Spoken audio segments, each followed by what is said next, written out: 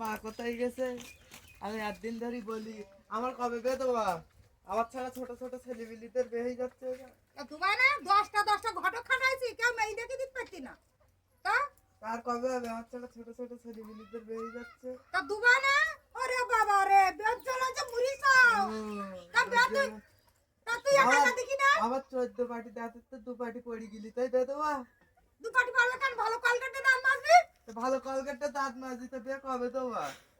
আর তোর বাবা তোদের ছোট ছোট থাকতে ফেলেছি দূরেই গেছে। আমি যে মাগি মানুষ, তোকে সব করে খাওয়াতেছি। তা আমি দেখতেছি 10 জন ঘটক লাগাইছি, 10,000 টাকা খরচ হয়ে যায় পর্যন্ত। তোমার আর ঘটক দেখতে হবে না, আমি ওর ছাড়া বিয়ে করি না। তা তুই যা দেখি নেয় বাবা, আমি তাই মেনে নেব। আচ্ছা মেনে নেবো তো? হ্যাঁ নেবো। আচ্ছা ঠিক আছে।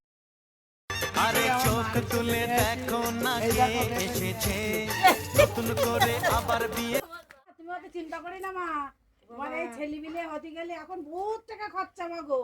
তা তুমি চিন্তা করি না, আমার একজন তোমার মাতাসি দেবে, একজন কাটিবে দেবে, একজন চান করি দেবে। তুমি চিন্তা করো না মা। পারবে এই তো রায়, এই আমার সব ব্যাপার।